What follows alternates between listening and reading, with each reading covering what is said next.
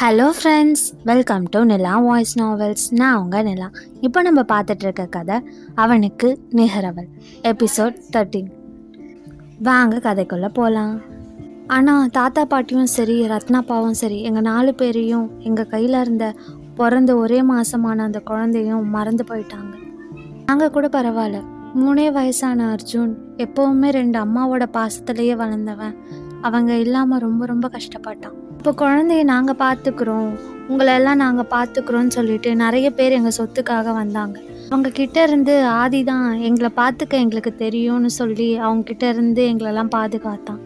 சொன்னதோட மட்டும் இல்லாமல் ஆதி அதை செய்யவும் ஆரம்பித்தான். பாப்பாவுக்கு அமர்தீஷான்னு பேர் வச்சான். வீட்டில் வேலை செய்யக்கூட யாரையுமே அவன் விடலை. அவனுக்கு யார் மேலேயுமே நம்பிக்கையும் இல்லை. எல்லாமே அவனே செஞ்சான், சமையல் முதற்கொண்டு. எங்கள் 4 பேரையும் அவன் தான் பார்த்துக்கிட்டான். ரொம்ப கஷ்டப்பட்டான். என்னதான் எங்களுக்கும் அதே வயசுனாலும் ஆதி அளவுக்கு எங்களுக்கு அப்போ தைரியம் இல்லை. அவ்வளோ பெரிய இழப்புல இருந்து எங்களால் வெளியில் வர முடியலை. ஆதி எல்லாரையும் பார்த்துக்கிட்டான். 4 பேரையும் மட்டும் இல்லை, உயிர் இருந்தும் ஜடம் போல இருந்த ரத்னாப்பாவையும் சேர்த்து அவன் தான் பார்த்துக்கிட்டான். அவனும் படித்தான், எங்களையும் படிக்க வச்சான். எங்களுக்காக அவன் படுற கஷ்டத்தை எல்லாம் பார்த்த ரத்னாப்பா கொஞ்சம் கொஞ்சமாக வெளியில் வந்து அர்ஜுனையும் அம்ருவையும் பார்த்துக்கிட்டார். இப்போ நாங்கள்லாம் நல்ல நிலைமையில் இருக்கோன்னா அதுக்கு காரணம் அவன் மட்டும்தான். ஆதி மட்டும் அப்போ இல்லைன்னா நாங்கள்லாம் என்ன ஆயிருப்போன்னு கூட தெரியல. நாங்கள் இப்போ நிம்மதியாக சந்தோஷமாக ஒரு லைஃப் வாழறோன்னா அதுக்கு காரணம் அவன் மட்டும்தான். ஆனால் அதுக்கு காரணமான அவன் முகத்தில் மட்டும் நாங்கள் இது வரைக்கும் சந்தோஷத்தையே பார்த்ததில்லை. என்னதான் ஆதி தைரியமானவனாக இருந்தாலும் கிருஷ்ணாப்பா ஜோதிமாவோட இழப்பு, ஜானகிமாவோட கோமா ஸ்டேஜ், ரத்னாப்பாவோட உடஞ்ச நிலைமை, கலங்கி போய் நிற்கதியாக இருக்கிற தம்பிங்க, கையில் குழந்தையா இருக்கிற அம்ரு, இதெல்லாம் சேர்த்து அவனை இறுகி போனவனா மாற்றிடுச்சு. அப்போ கூட அவன் அழுகவே இல்லை.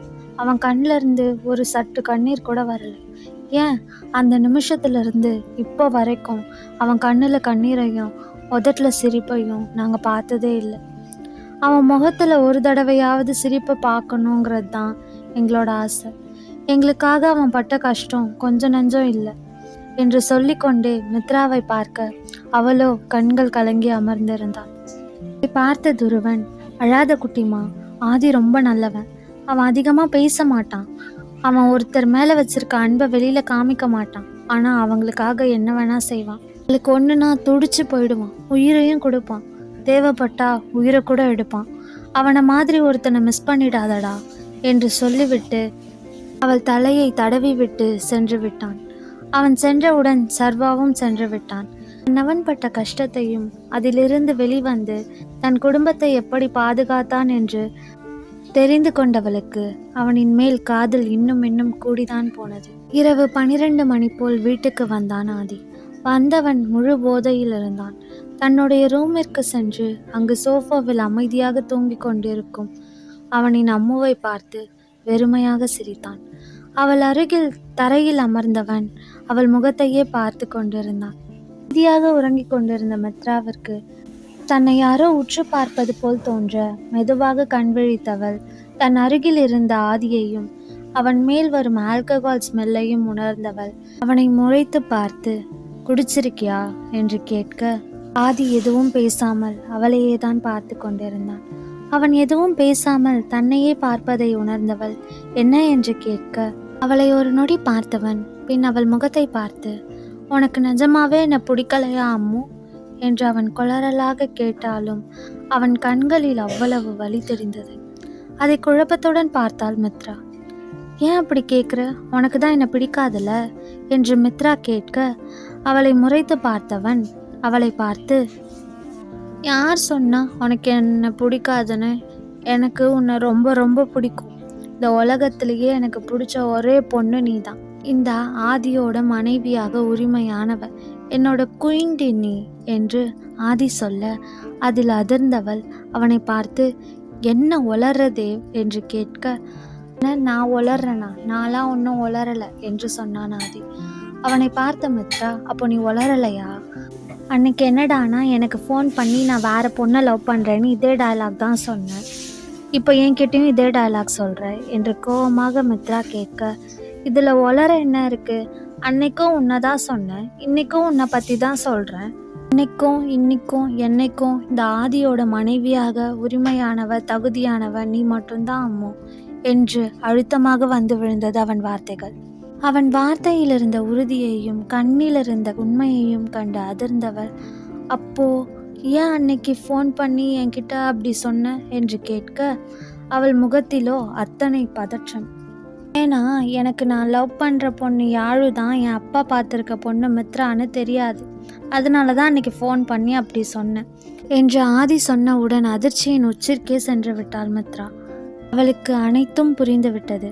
தான் அவனை முதலில் பார்த்தபோது அவனிடம் தன் பெயர் யாழினி என்று மட்டும் கூறியதும் எப்படி ஆதி தேவ் என இரு பேரும் ஒருவருடையது தான் என்று தெரியாமல் இந்த கல்யாணம் வேண்டாம் என்ற முடிவை தானும் தானே எடுத்தோம் என்பதையும் நினைத்தவளுக்கு இது மிஸ் அண்டர்ஸ்டாண்டிங்கால் நடந்தது என்று புரிந்தது.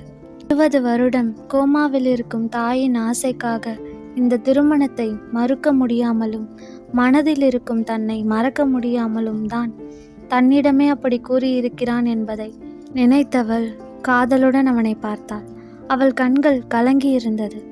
அவனோ அவளை பார்த்து, நான் அவ்வளோ கேவலமானவன் இல்லடி அம்மு, உன்னை தவிர வேற ஒரு பொண்ணை நான் பற்றி நினச்சது கூட இல்லடி, ட்ரஸ்ட் மீடி என்று அனைவரும் அரக்கன் என்று அழைப்பவனோ அவன் அம்முவிடம் சிறு குழந்தை போல் பேசி கொண்டிருந்தான். அவனின் குழந்தைத்தனமான பேச்சில் மயங்கி இருந்தவளுக்கு காலையில் அவள் பேசிய அனைத்தும் நினைவு வர உண்மை என்னவென்று தெரியாமல் என்னவெல்லாம் பேசிவிட்டோம், வார்த்தைகள் ஒருவரை எவ்வளவு காயப்படுத்தும் என்பதை அவனின் ஒரு ஃபோன் காலில் அறிந்தவளாயிற்றே.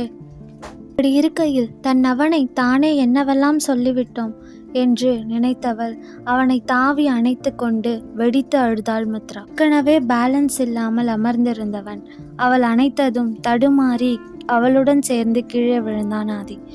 அவள் அழுவதை பார்த்தவன் அவளை பார்த்து, என்னாச்சு அம்மு, நான் பேசுறது பிடிக்கலையா, இல்லை நான் ஏதாவது தப்பா கேட்டுட்டேனா, நீ அழாத அம்மு, சாரி என்றவனை மேலும் இறுக்கி அணைத்தவள் முழு போதையில் இருக்கும்போது கூட தன்னை பற்றி யோசிப்பவனை நினைத்து அவள் அழுகை இன்னும் அதிகமானது.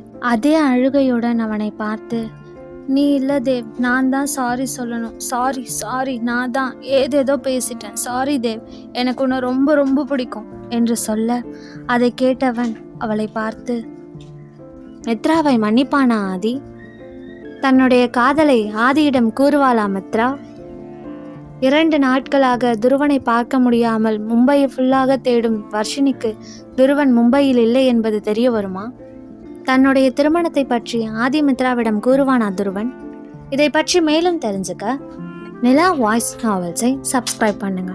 இந்த ஸ்டோரி உங்களுக்கு பிடிச்சிருந்தா லைக் பண்ணுங்க, ஷேர் பண்ணுங்க அண்ட் மறக்காம சப்ஸ்கிரைப் பண்ணுங்க. பாய் ஃப்ரெண்ட்ஸ், நான் உங்க நிலா. நெக்ஸ்ட் எபிசோட்ல மீட் பண்ணலாம்.